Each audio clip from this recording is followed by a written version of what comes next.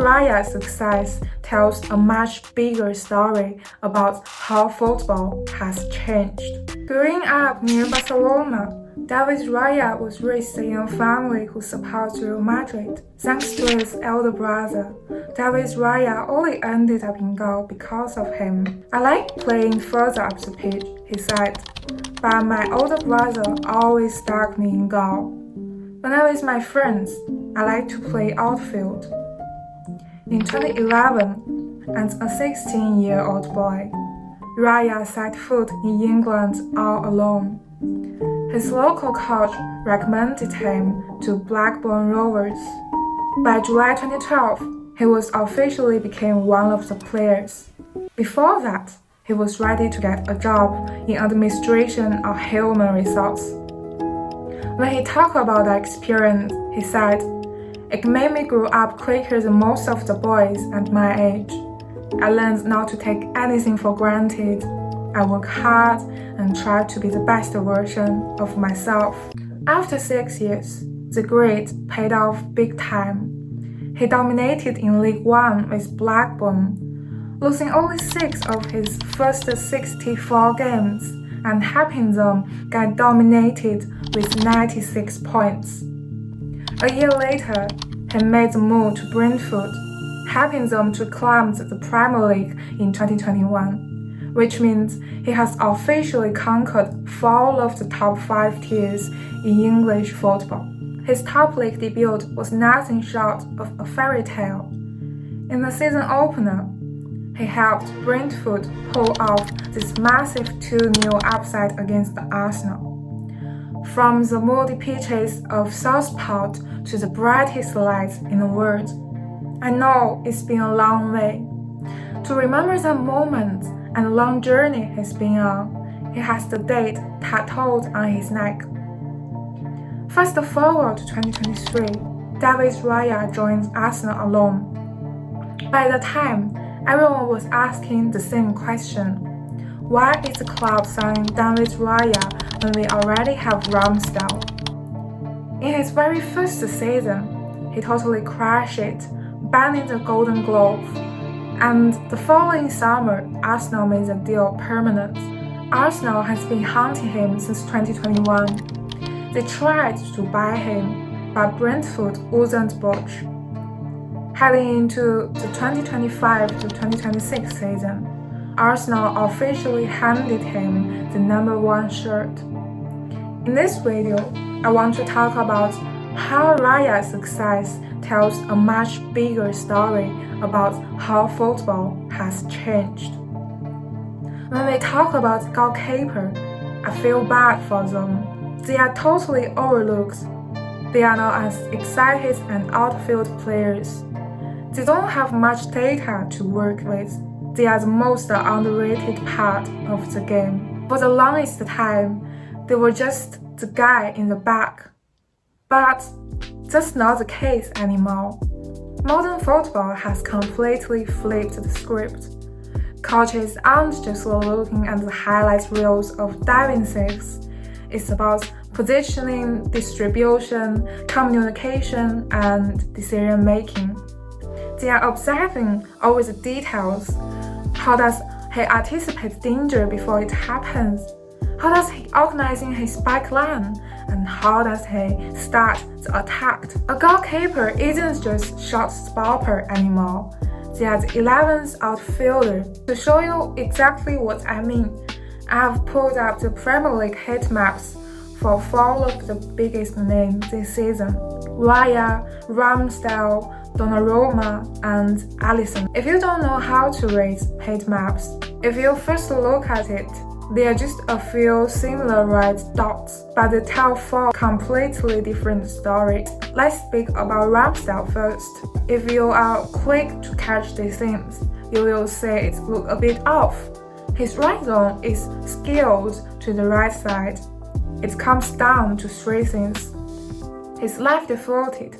He loves to drift into the right to open his vision, and he wants a clear passing line to find his center back. And let's look at this passing map. You can see most of this ball passing from the left to right. which totally backs up what we just talked about. And is literally carrying long balls. In fact, he attempts the most long passes only after Raya. We'll talk about Raya later, but here's the catch. He actually got the lowest success rate. Ramsdale is basically a gambler. He always hunting for that hero ball to speed the defense. Raya also goes long a lot, but he plays completely different game. Next, let's take a peek at Donnarumma first. His right zone is basically just this tiny dot glued to the goal line. It kind of tells us everything, right? He doesn't move much, and he definitely not drawing the build-up. I like to call him shot stopping monster. With his height and those reflexes, his logic is just so simple. I'm staying inside, but I'm stopping everything. This is actually why his raw starts look so good compared to the others. It's not really making any of those tricky, complex decisions. I found something really hilarious when I was looking into this. So he had 6 yellow cards this season, and 5 of them were literally just arguing with other players or referee. I mean, he's a monster in every sense of the word. Now let's move to Alisson. His heat map is shaped like a fan spraying out towards the penalty spot. Alisson doesn't save the ball. He starts the wall. He will claim a cross, sprint to the edge of the box, and launch his perfect pass to Salah before the defense can even breathe. Even though he played 6 fewer games than Raya, his total pass count is still number 1. He's like a little NJ for the team's transitions. On the downside, he's actually conceded about 3 more goals than expected this season. It's been a bit tough for him recently, mostly because those nagging injuries have finally caught up to him. Finally, let's talk about the man of the hour, David Raya. His heat map is a wide, horizontal bar that stretches almost the edge of the box. These look a lot like Alisson's, but they actually play the game very differently. They both more than just a keeper.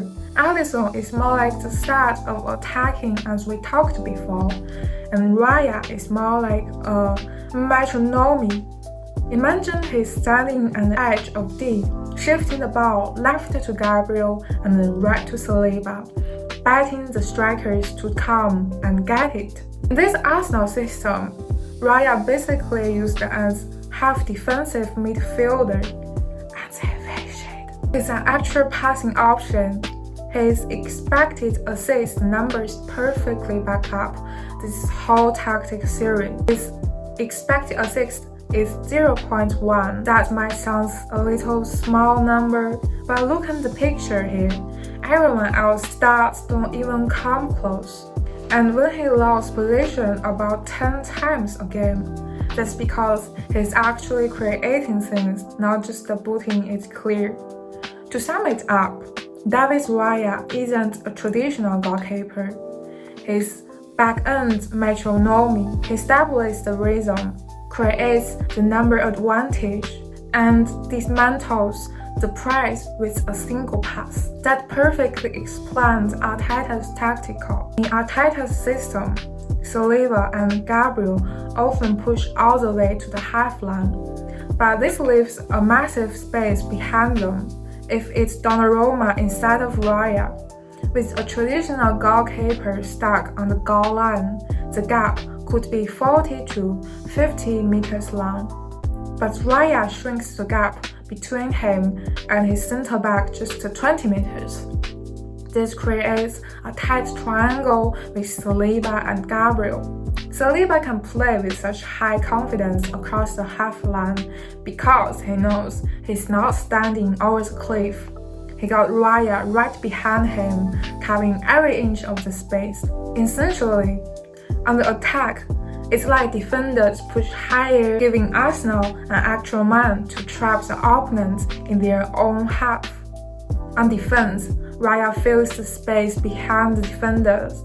He's not just saving shots, he's intercepting one-on-one before it's even happening. Except that, there's a massive physical secret behind. The fearless man has a giant hands. I know every goalkeeper has a giant hands, but we are talking about size 11 or 12 gloves.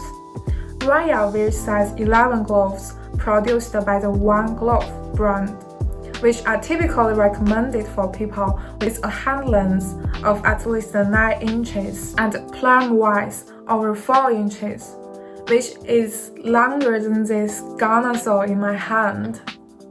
This makes his catching crosses are incredibly secure.